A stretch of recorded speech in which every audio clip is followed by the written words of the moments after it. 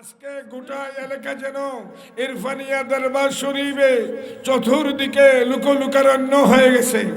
আমার মনে হচ্ছে সবাই যদি কিছু সময়ের জন্য এই প্যান্ডেলের মধ্যে বসেন, এরকম 10টি প্যান্ডেলও জায়গা হবে না।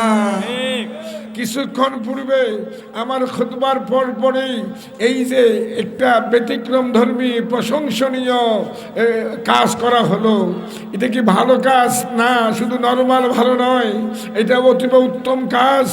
এই কাজ প্রসঙ্গে আল্লাহ পাক ঘোষণা দিচ্ছেন, দলিল দলিল আউযু বিল্লাহি মিনাশ শাইতানির রাজিম বিসমিল্লাহির রহমানির রহিম ফাস্তাবিকুল খায়রাত। তোমরা ভালো কাজে পরস্পরের সাথে প্রতিযোগিতা করো। কালামে পাকের তেলাওয়াতের প্রতিযোগিতা অতীব উত্তম প্রতিযোগিতা। কালামে পাকের তেলাওয়াতের প্রতিযোগিতা জান্নাতি প্রতিযোগিতা।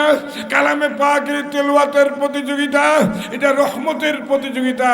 যারা মুমিন মুসলমান তাদের দ্বারাই সম্ভব হয় এই প্রতিযোগিতার প্রতি সাহায্যের হাত বাড়িয়ে দেওয়া, মহব্বত প্রদর্শন করা বা অংশগ্রহণ করা। ঠিক না ঠিক বাবাজান? যারা দাঁড়িয়ে আছেন, আপনারা পীর ও মুর্শিদের দরবারে আসছেন, আমি খাস করে দোয়া করে দিব। আমি প্রিন্সদাদা সাহেবকেও বলছি যে এখন 1 ঘন্টা কথা বলতে পারি। এখনো আপনাদের দোয়ার বরকতে দেশ বিদেশে এই যে কথা বলি, আল্লাহ যেন যতদিন দুনিয়ায় বাঁচিয়ে রাখেন সত্যের পক্ষে, আহলে সুন্নাত ওয়াল জামাতের পক্ষে, সত্য ইসলামের পক্ষে, ওলিয়া উলিয়াদের পক্ষে, হক্কানি পীর ও মুর্শিদের পক্ষে যেন কথা বলতে পারি। ঠিক না ঠিক বাবাজান? আপনাদের কষ্ট হচ্ছে? আপনারা কি আদৌ একটু চিন্তা করে দেখেছেন এই ইরফানিয়া দরবার শরীফ থেকে, ভৈরবের জমিন থেকে, কিশোরগঞ্জ জেলা থেকে, বাংলাদেশের স্বাধীনতা ভূখণ্ড থেকে, শরীয়তের দৃষ্টিকোণ থেকে মদিনায়ে মুনাওয়ারার দূরত্ব হাজার হাজার মাইল দূরে। ঠিক না বেঠিক? মগর আমার মদিনা কামলিওয়ালার জন্য আল্লাহর প্রদত্ত ক্ষমতায় এই ইরফানিয়া দরবার শরীফ, ভৈরবের জমিন, বাংলাদেশের স্বাধীনতা ভূখণ্ড দূরে নয়। আমরা অনেক সময় জ্ঞানী গুণীদের জবান থেকে শুনতে পাই কম্পাসের কাঁটার ধর্ম হলো উত্তরে দক্ষিণে থাকা। ঠিক না বেঠিক? আর মুমিনের দিলের কাঁটার ধর্ম হলো মদিনায়ে মুনাওয়ারা মুখী থাকা, মদিনাওয়ালা মুখী থাকা। দলিল দলিল পৃথিবী বিখ্যাত হাদিসে বুখারী শরীফের মধ্যে দয়াল নবীজি ঘোষণা দিচ্ছেন, দলিল ইন্নাল ঈমানা লা ইয়ারিজু ইলাল মদিনাহ কামা তারিজুল হাইয়াতু ইলা জুহরিহা, রাওয়াহুল বুখারী। দলিল নবীজি ঘোষণা দিচ্ছেন অবশ্যই ঈমান মদিনা শরীফের দিকে প্রত্যাবর্তন করে, যেমনি ভাবে সর্প তার আপন গর্তের দিকে প্রত্যাবর্তন করে। আমার গুনাহগারকে উত্তরবঙ্গে সম্ভবত রাজশাহী এলাকায় পাশে এক মুহাদ্দিস বসা ছিল। সে বলতেছে, মুফতি সাহেব হুজুরজি ঈমানের কি হাত পা আছে? আমি বললাম, জনাব আপনার আসল পরিচয় আমি জানি না, আমি আপনাকে জানিয়ে দিচ্ছি। নাহু সরফের দৃষ্টিকোণ থেকে, ইরাবিক গ্রামারের দৃষ্টিকোণ থেকে ঈমান হলো মাসদার। মাসদারের 2 রকম অর্থ হয়। এক রকম অর্থ হলো ইসমে ফাইলের, আর এক রকম অর্থ হলো ইসমে মাফউলের। এখানে ইসমে ফাইলের অর্থই প্রযোজ্য। অবশ্যই ঈমান ওয়ালগণ, অবশ্যই মুমিনগণ মদিনা শরীফের দিকে প্রত্যাবর্তন করে, যেমনি ভাবে সর্প আপন গর্তের দিকে প্রত্যাবর্তন করে। ইরফানিয়া দরবার শরীফে আমি নরধম আজকে অসুস্থ শরীর নিয়ে মুসাফির একটা কথা বলে যাচ্ছি, মনে রাখবেন যাদের তাকদীর ভালো, আল্লাহ পাক পরওয়ারদিগার আলম যাদেরকে দয়া করে কবুল করে নেন, যাদের উপরে রহমতে কামেলা বর্ষণ করেন, তাদের দিলের কাঁটা থাকে মদিনাওয়ালা মুখী। ঠিক না বেঠিক? আপনারা মওত পর্যন্ত দিলের কাঁটা মদিনাওয়ালা মুখী রাখতে চান? কারা কারা চান একটু হাত উঠান তো।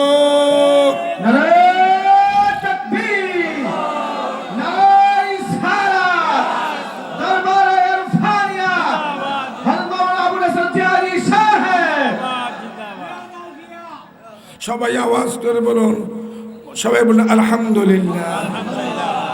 দাদু আপনাদের কষ্ট হচ্ছে? দাদু মদিনা কামলিওয়ালার প্রশংসা শুনলে, আল্লাহ রসুলের প্রশংসা শুনলে আপনাদের ভালো লাগে না খারাপ লাগে? ভালো লাগে না খারাপ লাগে?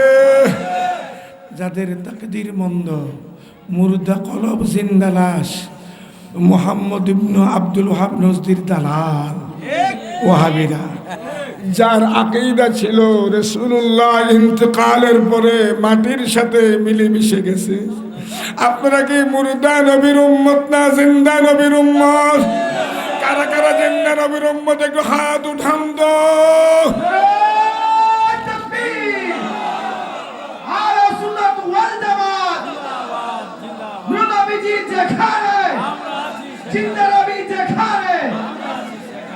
বাবাজান গভীর মনোযোগ, দাদের তাকদীর মন্দ, যারা রাসূলুল্লাহর প্রতি যাদের খেয়াল ভালো না এবং নবীজির প্রশংসা শুনলে চেহারা কালো হয়ে যায়, তারা মূলত মুনাফিকের দল। ঠিক না বেটি? এই দল নিত্য নতুন নয়, এই দল দয়াল নবীজির জমানাও ছিল, বাইসাবরা এখনো আছে, কিয়ামত পর্যন্ত আপনাদের আমাদের মাঝে থাকবে। তারা কিন্তু আপনাদের আমাদের জন্য, মুমিনের জন্য পরীক্ষা। ঠিক না বেটি? গভীর মনোযোগ বাবাজান, উত্তরবঙ্গেই একবার ডাক বাংলাতে দিনের বেলা রেস্ট নিতেছিলাম। কোন একজন ভদ্রলোক, সে আমার অনেক প্রোগ্রামে ছিল অতীতে, বলছে, পরে বলতেছে, মুফতি সাহেব হুজুর জি, জিয়াদি সাহেব হুজুর জি, আমাদের এলাকায় এই ওহাবি খারিজি বলতে কোনো কিছু নাই, আজকে এই সম্পর্কে কোনো কথা না বলাটাই শ্রেয় হবে। তিনি চলে গেলেন। যিনি ওইখানে ডিউটির মধ্যে আছেন বাংলাতে, সে বলতেছে, হুজুর এই তিনি হলেন ওই দলের বড় নেতা। ঠিক না বেটি? মাটিতে আঘাত করলে গুনাহগার রাগ হয়ে যায়। ঠিক না বেটি? বাবাজান, আমার দয়াল নবীজি হলেন ঈমান। ঈমানের মাপকাঠি হলো আমার দয়াল নবীজি তাওহীদের উপর বিশ্বাস স্থাপন করেছে। ওয়াহদাহু লা শারীকা লাহ, তিনি একক, তার সাথে কারোর শরীক নেই। তিনি কাহাকে জন্ম দেন নাই, তিনার থেকে কেউ জন্মগ্রহণ করেন নাই, তিনার সমকক্ষ কেহ নাই। তিনি বেনিয়াজ বেমিসাল। আমার আল্লাহর উপর যারা, তাওহীদের উপর যারা বিশ্বাস স্থাপন করেছে, তাদেরকে মুমিন বলা যাবে না যতক্ষণ পর্যন্ত রিসালতের উপর মুহাম্মদুর রাসূলুল্লাহ সাল্লাল্লাহু তাআলা আলাইহি ওয়াসাল্লামের উপর বিশ্বাস স্থাপন না করবে। ঠিক না বেঠে? কেননা তাওহীদ ওয়া রিসালতের সমন্বয় হলো ঈমান। গভীর মনোযোগ। দাদু দয়াল নবী রাসূল পাক সাল্লাল্লাহু তাআলা আলাইহি ওয়াসাল্লামের তিনি কে গো?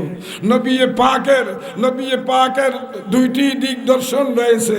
একটি হলো শরীয়তে মুহাম্মাদি, আর একটি হলো হাকিকতে মুহাম্মাদি। আল্লাহু আকবার বলেন। শরীয়তে মুহাম্মাদি সম্পর্কে হয়তোবা আমি আবু নসর জাহাদি যৎকিঞ্চিত পরিমাণ এলিম নিয়ে কিছুটা বলা সম্ভব। আসলে নবী পাকের শান মান বর্ণনা করার মতন যোগ্যতা, কোয়ালিটি এন্ড কোয়ান্টিটি আমার মধ্যে নাই। নবী পাকের শান মান বয়ান করার মতো যোগ্যতা এখন অর্জন করতে পারি নাই। আর হাকিকতে মুহাম্মাদি তো অনেক দূরের কথা। নবী পাকের প্রধান খলিফা, যিনি হিজরতের সঙ্গী, যিনি আপনার পরিপূর্ণ পুরুষের মধ্যে সর্বপ্রথম ঈমান আনয়ন করেছিলেন, হযরতে খলিফাতু রাসূলুল্লাহ সাল্লাল্লাহু তাআলা আলাইহি ওয়াসাল্লাম আবু বকর সিদ্দিক রাদিয়াল্লাহু তাআলা আনহু। আল্লাহু আকবার। একদিন আমার দয়াল নবীজি হযরতে আবু বকর সিদ্দিক রাদিয়াল্লাহু তাআলা আনহু সালামের বাম পাজারুর হাড্ডির দ্বারা মা হাওয়া আলাইহিস সালামকে সৃষ্টি করা হয়েছে। তো আব্বাজান আদম আলাইহিস সালাম, মা হাওয়া আলাইহিস সালাম, একজন হলো আদি পিতা, আরেকজন হলো আদি মাতা। আমরা অনেকেই জানি, আলেমরা ওয়াজ করে, মুসলিম মিল্লাতের পিতার নাম কি আব্বাজান? কে আব্বাজান? ইব্রাহিম। দেখে ভালো কারি সাহেব মনে হয়। আলহামদুলিল্লাহ বলেন না। ইব্রাহিম শব্দটা ইব্রাহিম না, বলুন ইব্রাহিম। মিল্লাতা আবিকুম ইব্রাহিম হুয়া সাম্মাকুমুল মুসলিমিন। আল্লাহ, তিনি হলেন মুসলিম মিল্লাতের পিতা আব্বাজান ইব্রাহিম আলাইহিস সালাম। অনেকের মনে জানতে চায়, হুজুর আমরা তো মূলত রুহের জগতে ছিলাম, আমরা তো রুহের জগতে ছিলাম, রুহের জগতের পিতা আছে কিনা? শুনলে খুশি হবেন, পৃথিবী বিখ্যাত তাফসীরে রুহুল বায়ানের মধ্যে আল্লামা ইসমাইল হাক্কি রাহমাহুল্লাহ তিনি তাফসীরে উল্লেখ করেন, রুহের জগতের পিতার নাম হলো নবী মুহাম্মদুর রাসূলুল্লাহ সাল্লাল্লাহু তাআলা আলাইহি ওয়াসাল্লাম। তোমরা কে গো? তোমরা কোথায় থেকে আসছো? তো অনেকে বলে থাকে রাসূলুল্লাহকে আমাদের মতো সাধারণ মানুষ বলবো না, জিন বলবো নাকি, সাধারণ মানুষ বলবো না, ফেরেশতা বলবো নাকি? তাদেরকে বলে দেন তোমাদের তাকদীর মন্দ। কেননা যারা নীল চশমা পরেছে দুনিয়াটাকে শুধু নীলেই দেখে, যারা কালো চশমা পরিধান করেছে দুনিয়াটাকে শুধু কালোই দেখে, যেই ব্যক্তি হলুদ চশমা পরিধান করেছে সে দুনিয়াটাকে শুধু হলুদেই দেখেই, ঠিক না ঠিক? আর যেই ব্যক্তি নরমাল চশমা পরিধান করেছে, ইমানি চশমা পরিধান করেছে, যেটাকে যেইভাবে দেখার তারা আল্লাহর রহমতে সেইভাবে দেখতে পায়। তাই মদিনা কামলিওয়ালাকে চিনতে হলে, বুঝতে হলে আল্লাহর রহমত লাগবে। আল্লাহর রহমত বেঁচে রেখে দয়াল নবীজিকে চিনা বোঝা, নবী পাকের প্রেম ভালোবাসা অর্জন করা, নবী পাকের প্রেম সমুদ্রের ডুবুরি হওয়া কশিন কালো সম্ভব নয়। আমি বলতেছিলাম হযরতে মা হাওয়া আলাইহিস সালামার এই গর্ভ মোবারক থেকে একজন ছেলে একজন মেয়ে তিনি প্রসব করতেন, ঠিক না ঠিক? জন্মগ্রহণ একজন ছেলে একজন মেয়ে, আল্লাহ জোড়ায় জোড়ায়। কিন্তু শুধুমাত্র ব্যতিক্রম হলো হযরতে শীশ আলাইহিস সালাম। ইবনে আসাকির রাহমাহুল্লাহ বর্ণনা করেন হযরতে শীশ আলাইহিস সালাম। এই সম্পর্কে একটু কথা বলবো কিনা বলুন তো? আব্বাজান আদম আলাইহিস সালামের দুই ছেলের মধ্যে এই বিবাহ সংক্রান্ত ব্যাপার নিয়ে একটা দ্বন্দ্ব সৃষ্টি হয়েছিল।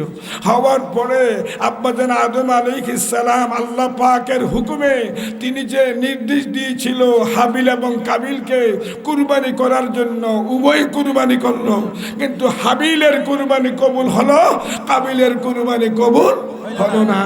সে অবশেষে ওই কাবিলের সেই ঘাড়ের মধ্যে, কালবের মধ্যে, অঙ্গ প্রত্যঙ্গের মধ্যে ইবলিস শয়তান ভালোভাবে ঘেরে বসলো, কালবে আশ্রয় নিল, প্রতারণা দেওয়া শুরু করলো।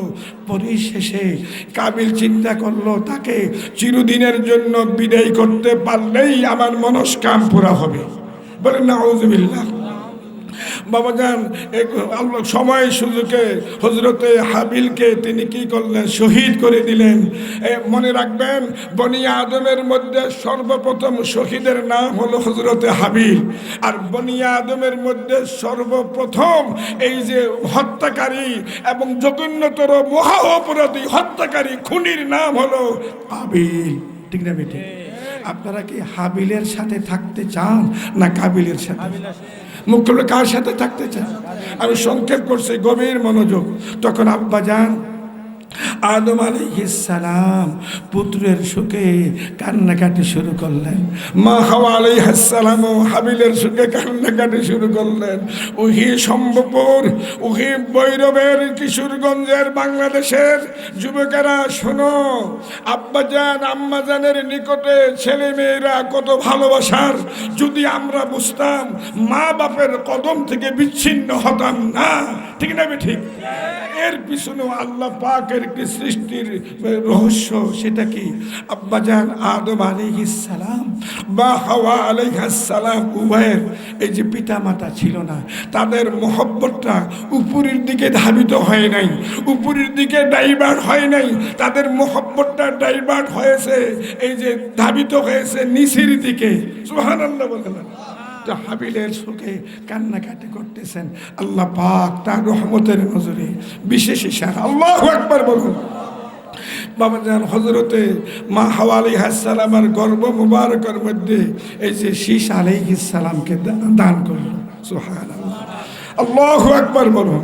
শীষ আলাইহিস সালামের হযরতে আদম আলাইহিস সালাম বলতেছেন, আমি দেখলাম আমার পুত্রদল শীষের দু চৌখের মাঝখানে কফারের মধ্যে লিপিবদ্ধ রয়েছে মুহাম্মাদুর রাসূলুল্লাহ সাল্লাল্লাহু তাআলা আলাইহি ওয়াসাল্লাম। আমার নবীজি কে গো? এই নূরি মুহাম্মাদি মূলত ছিল আব্বাজান আদম আলাইহিস সালামের নিকটে, এটা স্থানান্তরিত হয়ে হযরতে শীষ আলাইহিস সালামের নিকটে আসছে। আল্লাহু আকবার। আমার নবীজি কে গো? শরীয়তের দৃষ্টিকোণ থেকে 570 খ্রিস্টাব্দে 12 তারিখ রবিউল আউয়াল সোমবার দিনে সুবে সাদেকের সময় মা আমেনার গর্ভ মুবারক থেকে নূরে মুহাম্মাদি এই ধুলির ধরায় তশরিফ রেখেছেন। আল্লাহু আকবার। নবী পাকের জন্ম শরীফ হয়েছে, বিলাদত শরীফ হয়েছে। এটা আল্লাহ পাকের ভেদে, সৃষ্টির ভেদের রহস্য। মিলাদ নাই আল্লাহ, সবাই মিলাদ নাই কার? আল্লাহ। আওয়াজ করি মিলাদ নাই কার? আল্লাহ। আর তিনার নবী পাকের মিলাদের দ্বারাই প্রমাণ হয়ে গেল তিনি যে আল্লাহ পাকের সৃষ্টি। আল্লাহ খালিক, নবীজি মখলুক। কেমন মখলুক? তারই আপন নূরের পয়দা। গভীর মনোযোগ। একজন মুমিন হতে নিয়ে দয়াল নবীজি পর্যন্ত 27টি ক্লাস ব্যবধান। কয়টি ক্লাস? আওয়াজ করেন, কয়টি ক্লাস? 27টি ক্লাস ব্যবধান। আর দয়াল নবীজি হতে নিয়ে আল্লাহ পর্যন্ত একটা ক্লাস ব্যবধান। আল্লাহ হলেন খালিক, নবীজি হলেন মাখলুক। সুবহানাল্লাহ। এমন দয়াল নবী পাকের শানে বলে, রাসূলুল্লাহ তো আমরার মতোই সাধারণ মানুষ। আরে নবী পাকের একটা নূরানি পশম মুবারকের মর্যাদাও আল্লাহ পাকের বিশ্ব জগৎটা রাখে না। ঠিক না? ঠিক। গোটা বিশ্ব জগৎটা রাখে না। আমার নবীজি কে গো? বুখারী শরীফের আল মুজাল্লাদুল আউয়াল প্রথম খণ্ডের প্রথম পারার 29 পৃষ্ঠায় উল্লেখ রয়েছে।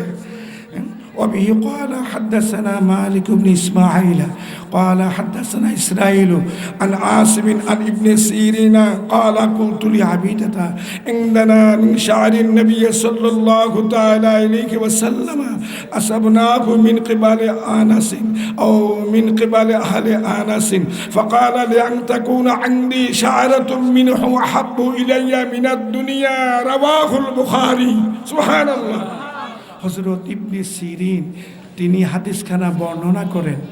তিনি জলিলুল কদর তাবি ছিলেন, যিনি ইমাম হাসান বসরির রাহমাহুল্লাহর সমসাময়িক লিখছিলেন। লক্ষ লক্ষ হাদিসের হাফেজ ছিলেন।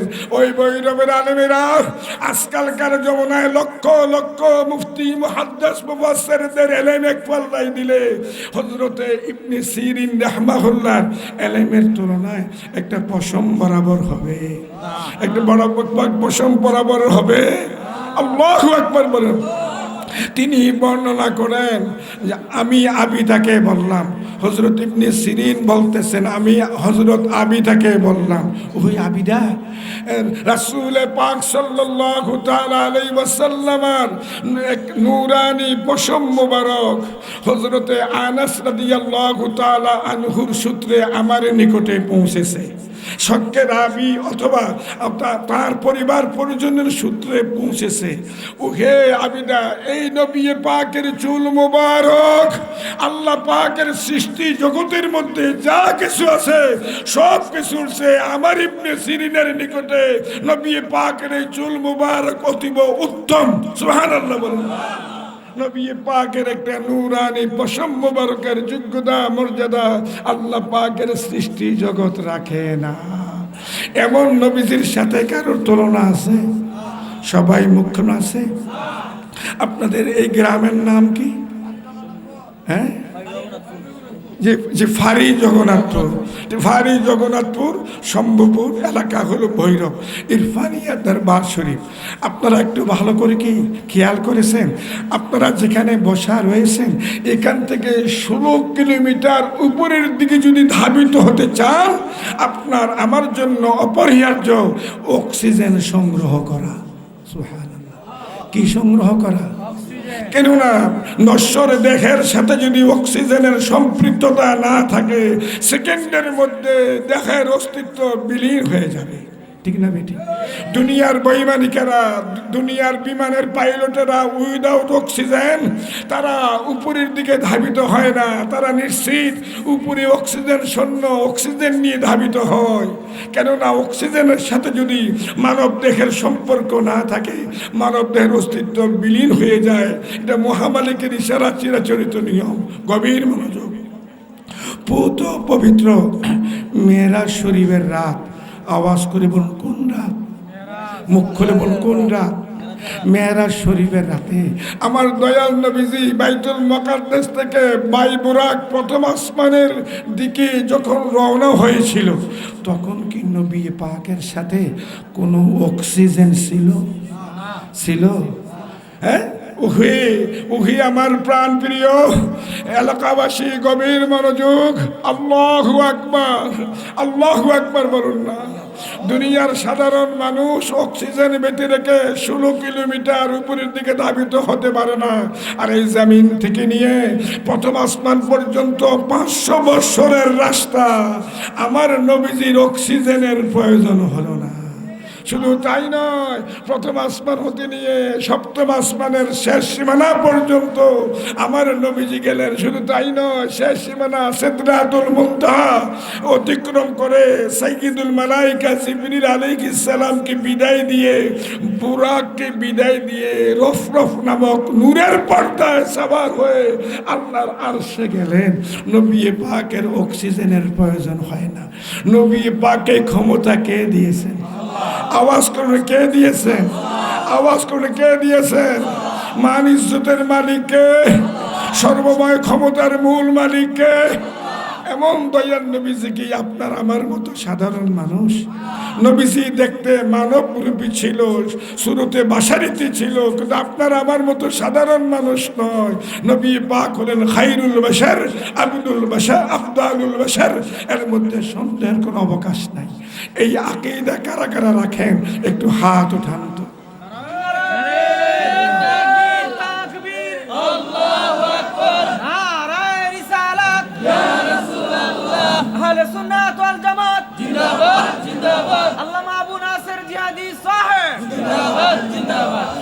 বাবা যান, আপনার কষ্ট হচ্ছে? সবাই আওয়াজ করে বল আমিন। দেখেন, সে অক্টোবর থেকে প্রোগ্রাম শুরু করছি, তো বয়স তো আর আগের মতো নাই। আপনাদের নেক দোয়ার বরকতে আল্লাহ পাক চালাচ্ছেন। তবু আমি আশা করি ইনশাআল্লাহ 11টা পর্যন্ত কথা বলবো। আপনাকে এই কথা শুনতে চান না চলে যাবেন? কারা কারা চান আবার একটু মহব্বত হাত ওঠান, আওয়াজ করে বলে আল্লাহুম্মা আমিন। পীর ও মুর্শিদের দরবারে আসছেন, আপনাদের উচিত আপনাদের দ্বারা যেন বেয়াদবি না হয়, এখানে যেন আদব রক্ষা হয়। ওই ব্যক্তির দ্বারাই আদব রক্ষা করা প্রয়োজন, মানে সম্ভব, যার উপর আল্লাহর রহমত আছে। ঠিক না বেটি? আমি বলতেছিলাম বাবাজান, আফসোস কিছু সংখ্যক লোক ইদানিংকালে বের হয়েছে যে এখানে আল্লাহ পেতে হলে কোনো মিডিয়ার প্রয়োজন নাই। মানুষে বসেন, আল্লাহ পেতে হলে, আল্লাহ পেতে হলে এই যে আপনার কোনো মিডিয়ার প্রয়োজন নেই, ওয়াসিতার প্রয়োজন নেই, পীর ও মুর্শিদের প্রয়োজন নেই, ডিরেক্ট আমরা আল্লাহকে পাবো। আমি তাদেরকে বলবো, ভাই সাহেব, অল্প বিদ্যা ভয়ঙ্করী, টেবিল কি আলমারি বলেন? দুনিয়ার সাধারণ মহাসাগরের গভীরতাকে যদি কোনো ব্যক্তি মাপতে যায় সাধারণ চামচ দিয়ে, মানুষ তাকে পাগল বলবে। ঠিক না বেটি? আমার আল্লাহ অসীম, আমার আল্লাহ অসীম, আমার আল্লাহ পাক অসীম। অসীম সত্তার সাথে প্রেমের ডুরির কানেকশন ফিট করতে চান সরাসরি, এটা কি আদৌ সম্ভব? বাবাজান, এখানে একটা ভায়া লাগবে কিনা? সেই অনন্য ভায়া মিডিয়া হলো মুহাম্মাদুর রাসূলুল্লাহ পৃথিবী বিখ্যাত তাফসীরে আরাইসুল বায়ানের মধ্যে লাকাদ মান্নাল্লাহু আলাল মুমিনিনা ইয বাআসা ফীহিম রাসূলা ইলা আখিরিল আয়া। এই আয়াত কারিমার তাফসীরের মধ্যে মুফাসসিরে আল্লাহ একরাত ওই যে দলিল পেশ করতেছেন, তাফসীর করতেছেন, দলিল কান নবী সাল্লাল্লাহু তাআলা আলাইহি ওয়াসাল্লাম মিরআতুল হক ইয়াতাজাল্লা বিজালালিহি ওয়া জামালিহি লিল উমানা ইলা আখির। দয়াল নবীজি হলেন আল্লাহ পাকের আয়না। নবীজি হলেন আল্লাহ পাকের, তিনি যে একক সত্তা, তা তিনি যে সর্বময় ক্ষমতার মালিক। এই সুসংবাদটুকু কে নিয়ে আসছে? এই সংবাদ বাহক কে? তিনি হলেন নবিউল্লাহ, নবী মুহাম্মদুর রাসূলুল্লাহ সাল্লাল্লাহু তাআলা আলাইহি ওয়াসাল্লাম। আমরা কেমন নবীজির উম্মত? গভীর মনোযোগ। অন্যান্য নবী রাসূলদের বাবাজান উম্মতেরা যদি কোনো ব্যতিক্রম ধর্মী শরীয়ত বিরোধী অন্যায় অপরাধ রাতের বেলায় গোপনে গোপনে বাড়িতে করত, ফেরেশতারা সকাল বেলায় ওই রাতের গুনাহ খাতা কি করেছে তার দরজায় গেইটে লিপিবদ্ধ করা যাইত। সুবহানাল্লাহ বলেন না, আল্লাহু আকবার বলেন। তো সকালবেলা মানুষ দেখতো, সামাজিকভাবে তাদেরকে শায়েস্তা করা হইতো, বিচার করা হইতো, অপমান করা হইতো। আর আমরা এমন নবীজির উম্মত, পাহাড় পরিমাণ গুনাহ করে ফেলেছি। আল্লাহ পাক তার পিয়ারা হাবিবের খাতিরে, সাত্তার নামের খাতিরে আমাদের গুনাহগুলোকে ঢেকে রাখছেন। এবং তার পিয়ারা হাবিবের উম্মতের মধ্যে যারা মুমিন, তাদের জন্য যতদিন পর্যন্ত পশ্চিম আকাশের সূর্য উদয় না হবে ততদিন পর্যন্ত তাদের তওবা কবুল হতে থাকবে। আজকে ইরফানিয়া দরবার শরীফ থেকে আপনারা একটা নিয়ামত বাড়িতে নিয়ে যাবেন। আমরা সদা সর্বদাই বেশি বেশি তওবা করব। বেশি বেশি কি করব? তওবাকারী আল্লাহ পাকের বন্ধু, তায়েব আল্লাহ পাকের বন্ধু, এমন নবীজির উম্মত আমরা। আশিক বলতেছেন, হে আল্লাহ, আকাশে যত তারকারাশি রয়েছে, জমিনে যত বালিকণা রয়েছে, তার চেয়েও যদি বেশি গুনাহ করে থাকি গো আল্লাহ, আপনার রহমতের চেয়ে বেশি গুনাহ আমরা কোশ্চিন কারো করি নাই। মালিক, আমাদের কাজ হলো মহামালিক বারবার অন্যায় করা। আপনার মহামালিকের শান হলো গফফার নামের খাতিরে মদিনাওয়ালার তোফায়েলে ক্ষমা করে দেওয়া। আওয়াজ করে বলুন আমিন। এই বিশ্বাস যদি কোনো ব্যক্তি রেখে খালেস তাওবা করে, তাওবার সংজ্ঞা হলো শর্মিন্দা হওয়া, অতীতের গুনার কথা স্মরণ করে শর্মিন্দা হওয়া, ওই গুনার দিকে ফিরে না যাওয়া। ইরফানিয়া দরবার শরীফে, আল্লাহর ওলি দরবার শরীফে, আশিকে রাসূলদের দরবার শরীফে আসেন, তওবা করুন। হয়তোবা এই তওবা আল্লাহ পাক দয়া করে খালেস তাওবা হিসেবে কবুল করে নেবেন। কেমন নবীজির উম্মত আল্লাহ পাক আমাদেরকে ধুলির ধরা করে পাঠিয়েছেন। এই উম্মত পাহাড় পরিমাণ গুনাহ করার পরেও আল্লাহ পাক তাদেরকে ধ্বংস করেন না, নবীজির খাতিরে দয়া করতেছেন। আমি ওসিলা প্রসঙ্গে একটা কথা বলবো কিনা? আপনারা হযরত ইউসুফ আলাইহিস সালামের নাম শুনেছেন। তিনি নবীও ছিলেন, তিনি রাসূলও ছিলেন। অনেক লম্বা ঘটনা, সংক্ষেপে বলছি। ইউসুফ আলাইহিস সালাম, আল্লাহু আকবার বলেন, তিনি বনি ইসরাইলদের খেদমতে, আপনজনদের খেদমতে একটা ওসিয়ত করেছিল। উহি আমার আপনজনেরা, উহি বনি ইসরাইলের লোকেরা, তোমরা যেই দিন এই মিশরের শহর ত্যাগ করবে, সেই দিন আমার সিন্দুকখানা, কবরখানা নিয়ে তোমরা রওনা দিবে। সুবহানাল্লাহ। তো হযরত মুসা আলাইহিস সালাম আল্লাহ পাকের হুকুমে রাতের বেলায় তার কওমের 12টি সম্প্রদায়ের লোকদেরকে নিয়ে বাবাজান যখন আপনার মিশর থেকে সিরিয়া অভিমুখে রওনা দিলেন, কিছুক্ষণ যাওয়ার পরে রাস্তা ভুলে গেছে। রাস্তা কি করছে? রাস্তা ভুলে গেছে। মুখ খোলা কি বলছে? বলে গেছে মুসা আলাইহিস সালাম তিনি আল্লাহর নবী, তিনি আল্লাহর রাসূল, তিনি কালিমুল্লাহ। আল্লাহু আকবার। আল্লাহ পাকের কি ভেদের রহস্য! আল্লাহু আকবার বলেন না। এমন সময় কয়েকজন লোকেরা বলা বলি করতেছে যে হযরতে ইউসুফ আলাইহিস সালাম ওসিয়ত করে গিয়েছিল তিনি আমরা যেই দিন যেই রাতে এই মিশর ত্যাগ করব সেই দিন ইউসুফ আলাইহিস সালামের কবর শরীফ সিন্দুর শরীফ যেন আমরা নিয়ে যাই। সুবহানাল্লাহ। তো ওনার কবর শরীফ কোথায়, রওজা শরীফ কোথায়, ওনাকে কোথায় দাফন করা হয়েছে কেউ জানে না, কেউ জানে না। এমন সময় এক মহিলা বলতেছে আমি জানি। সুবহানাল্লাহ। মুসা আলাইহিস সালাম বলতেছেন আপনি যে জানেন তাহলে দেখাইয়া দেন। কয় না, শর্ত আছে একটা। কি? আমার এই শর্ত মানতে হবে। এই শর্ত যদি মানেন তাহলে আমি এই হযরতে ইউসুফ আলাইহিস সালামের কবর শরীফ সিন্দুক শরীফটা আমি দেখাবো, তিনাকে কোথায় কবরস্থ করা হয়েছে। এমন সময় কিসের শর্ত? বলল যে এমন একটি শর্ত এখন বলবো না, মানবেন কিনা বলেন। ওহী আসলো, মুসা মহিলা যা বলে তুমি তাই মান্য করো। আল্লাহু আকবার বলেন। তো মুসা আলাইহিস সালাম বলতেছেন ওহে মহিলা বলো তো তোমার কি শর্ত? আমার একটাই শর্ত, সেটা হলো জান্নাতে আপনার মুসা কালিমুল্লাহর সাথে আমি মহিলা থাকতে চাই। আল্লাহ। এরপরে হযরতে মুসা আলাইহিস সালাম বনী ইসরাইলের কিছু লোকদেরকে নিয়ে বাবাজান সে আল্লাহু আকবার এই যে আপনার নীল নদে গেলেন। নীল নদে গিয়ে দেখেন সেখানে কিছুটা পানি দেখা যায়। তো তিনি কি করলেন, কিছু সংখ্যক লোকদেরকে নিয়ে পানিটা সরাইয়া আল্লাহু আকবার বলেন না, সেই বাবাজান এই যে মরমর পাথরের সিন্দুক বের করলেন। কি পাথরের? আওয়াজ করে বল, কি পাথর? মরমর পাথরের সিন্দুক বের করলেন। এখন এই সিন্দুক বের করার পর হযরতে মুসা আলাইহিস সালাম বনী ইসরাইলের 12টি সম্প্রদায় নিয়ে রওনা হলো। আর হযরতে ইউসুফ আলাইহিস সালামের মৃত দেহ মোবারক জীবিত, আল্লাহু আকবার বলেন না, এটা মৃত দেহ মোবারকও বলা যাবে না, যেহেতু আন্নাবিউল্লাহ হাইয়ুন, নবী রাসূল সকল হলো জিন্দা। বাহ্যিক দৃষ্টিতে মৃত মনে হচ্ছে, হাকিকতে জিন্দা। এই কাফেলার সর্বাগ্রে রেখে ইউসুফ আলাইহিস সালামের কবর শরীফ সিন্দুরকে রেখে যখন রওনা দিল, আল্লাহ পাক বনী ইসরাইলদের জন্য রাস্তা সহজ করে দিল এবং রাস্তা পথের সন্ধান তারা পেয়ে গেল। তো ওসিলার প্রয়োজন আছে কিনা? মুখ খুলে বোনা আছে কিনা? আপনারা অনেকেই জানেন, ওয়াজ শুনেছেন হযরতে ইউসুফ আলাইহিস সালাম তিনি হলেন হযরতে ইয়াকুব আলাইহিস সালামের সাহেবজাদা পুত্র সন্তান।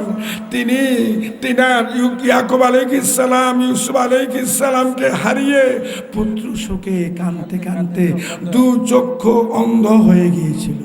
আল্লাহু আকবার। একদিন দুই দিন নয়, প্রায় না একদিন দুই দিন নয়, 40 বছর পর্যন্ত কান্নাকাটি করেছেন। আল্লাহ, কেননা এটা অনেক লম্বা ঘটনা। তো হযরতে ইউসুফ আলাইহিস সালামের ভাইয়েরা যারা মিলেমিশে এই ব্যতিক্রম ধর্মী কর্ম করেছিল, ওনাকে কুফি নিক্ষেপ করেছিল। আল্লাহু আকবার। আল্লাহ পাকের বিশেষ ইশারা, যখন কানানের মধ্যে অভাব অনটন দেখা দিল, দুর্ভিক্ষ দেখা দিল, খাদ্যের তাড়নায়, জীবন বাঁচানোর তাড়নায় মিশরের দিকে রওনা করল। যাওয়ার পরে হযরতে ইউসুফ আলাইহিস সালাম তাফসীর আরাইসুল বায়ানের মধ্যে উল্লেখ রয়েছে প্রথমেই ভাইদেরকে চিনে ফেলছে। সুবহানাল্লাহ। দ্বিতীয়বার আবার গেছে, কিন্তু প্রথমবার আসার সময় বিনিয়ামিনের কথা শর্ত দিয়েছে। হ্যাঁ, তখন বলতেছে বিনিয়ামিন কি যদি নিয়ে আসো বেশি বেশি খাদ্য দেব। যাও, নিয়ে গেলেন দ্বিতীয়বার, তাও চিনতে পেরেছে। আল্লাহ পাক বিশেষ কৌশল ইউসুফ আলাইহিস সালামকে দান করলেন, বিনিয়ামিনকে রেখে দিলেন। সুবহানাল্লাহ। তৃতীয়বার যখন ভাইয়েরা হযরতে ইউসুফ আলাইহিস সালামের খেদমতে গেছে, যাওয়ার পরে ইউসুফ আলাইহিস সালামের ভাইয়েরা হযরতে ইউসুফকে চিনে ফেলছে। ইউসুফ আলাইহিস সালাম তো প্রথম দিনে চিনতে পেরেছিল, প্রকাশ করে নাই। চিনার পরে তাদের মধ্যে একটা আতঙ্ক ছড়িয়ে পড়েছে। আমরা আমার ভাই ইউসুফের প্রতি যে অত্যাচার করেছি, জুলুম করেছি, তার প্রতিশোধ যদি আজকে নেওয়া হয় আমাদের অস্তিত্ব বিলীন হয়ে যাবে। তাদের মধ্যে একটা আতঙ্কগ্রস্ত। হযরতে ইউসুফ আলাইহিস সালাম তিনি নবীও ছিলেন, বাবাজান তিনি রাসূলও ছিলেন। নবী রাসূলদের চরিত্র শরীফ, নবী রাসূলদের দয়ার গভীরতা দুনিয়ার কোনো মানুষ এটা সীমাবদ্ধতা করতে পারবে না, ঠিক না বেটি?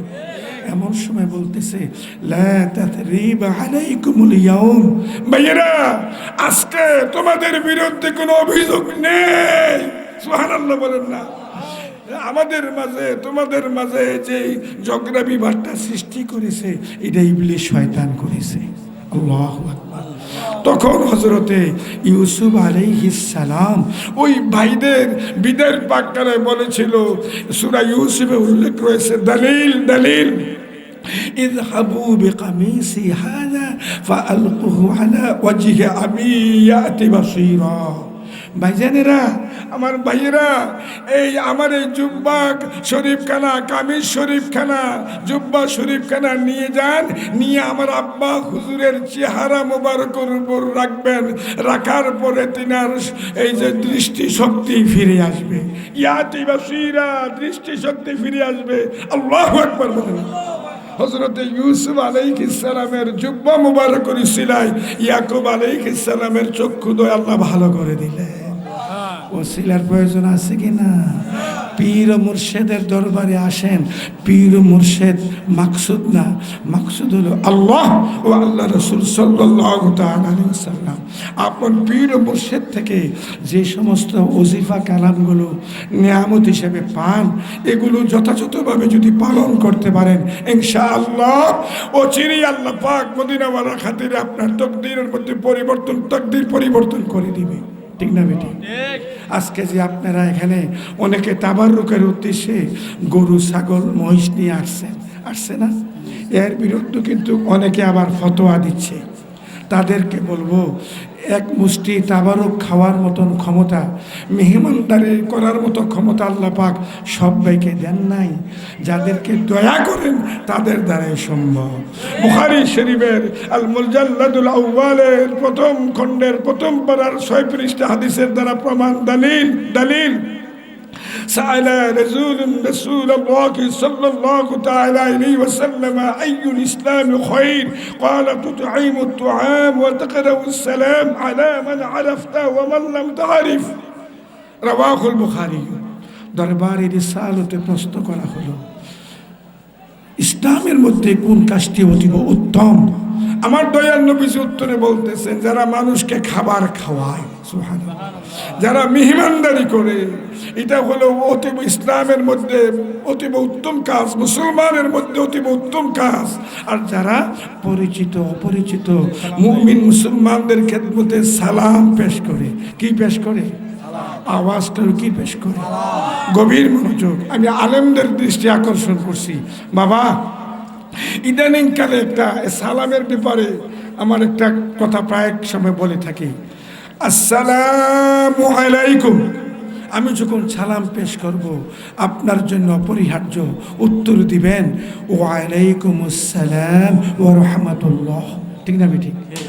আমি যখন বলবো আসসালামু আলাইকুম ওয়া রাহমাতুল্লাহ, আপনি জবাবে বলবেন ওয়া আলাইকুমুস সালাম ওয়া রাহমাতুল্লাহি ওয়া বারাকাতুহু।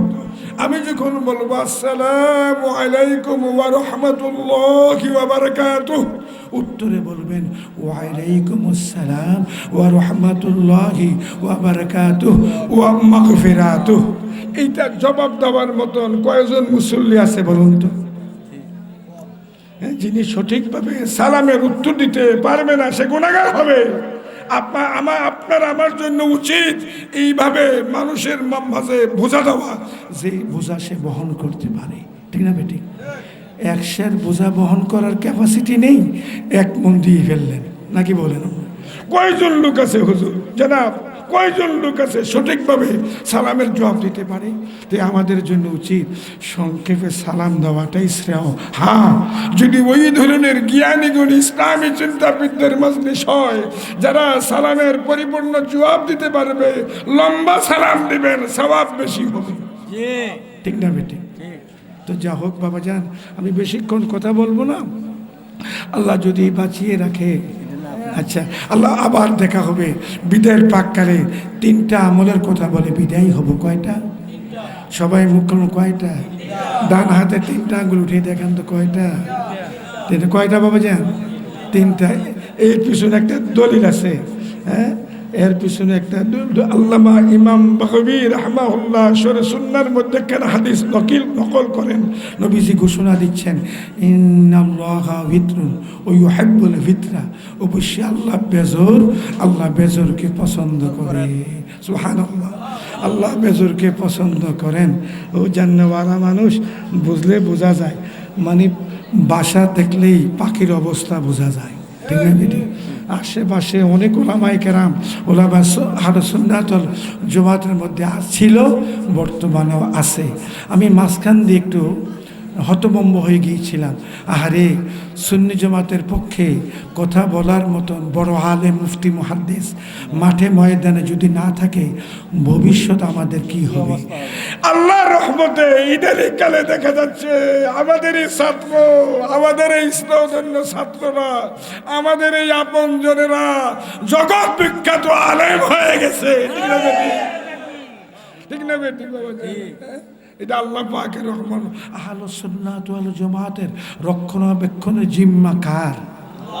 সবাই মুখে কার? আল্লাহ। কেউ যদি আহলে সুন্নাত ওয়াল জামাতের ইত্তিবা করেন, তার সেই ব্যক্তিগত স্বার্থে করবেন, লাভে করবেন। কেউ যদি না করেন, তাতে কিছু আমার আল্লাহ মদিনাওয়ালার কিছু আসে যায় না। ঠিক না বেটি? এই আহলে সুন্নাত ওয়াল জামাত, এটা হলো আসহাবে কেরাম রিদওয়ানুল্লাহি তাআলা আলাইহিম আজমাইনের জামাত। এই জামাত আহলে বাইতের জামাত, এই জামাত মদিনা কামলিওয়ালার জামাত। এই প্রসঙ্গে একখানা দলিল দেব কিনা? নবীজি ঘোষণা দিচ্ছেন, এমন এক সময় আমার উম্মতের মধ্যে এমন সময় আসবে, 73 দল হবে আমার উম্মতের মধ্যে। কয় দল? কুল্লুকুম ফিন্নার, সবাই জাহান্নামী হবে, ইল্লা মিল্লাতান ওয়াহিদা। এই যে ইল্লা, এটাকে ইল্লাহ মুস্তাসনা না, ইল্লাহ মুনকাতা, এটা ইল্লাহ মুস্তাসনা। ঠিক না বেঠিক? সমস্ত দল জাহান্নামী হবে, ইল্লা মিল্লাতান ওয়াহিদা, শুধুমাত্র একটি দল বেহেশতি হবে। দরবারে রিসালাতে আবেদন করা হলো, ইয়া রাসূলুল্লাহ, কোন দলটি বেহেশতি হবে? নবীজি উত্তরে ঘোষণা দিচ্ছেন, যারা আমার রাসূলুল্লাহর পথ মত, সাহাবী কেরামের পথ মতের উপর থাকবে, তারাই বেহেশতি, আর বাকি সব জাহান্নামী। ইমামুল হারামাইন শরীফাইন, মুজাদ্দিদ জামান আল্লামা মোল্লা আলী কারি রাহমাহুল্লাহ মিশকাত শরীফের সূরা মিরকাতের মধ্যে হাদিসের ব্যাখ্যায় উল্লেখ করেন, এর মধ্যে সন্দেহের কোনো অবকাশ নাই। যেই দলটি হবে সেই দলটির নাম হলো আহলে সুন্নাত ওয়াল জামাত। আপনারা আহলে সুন্নাত ওয়াল জামাতের পতাকার নিচে কারা কারা থাকতে চান? একটু হাত উঠান তো।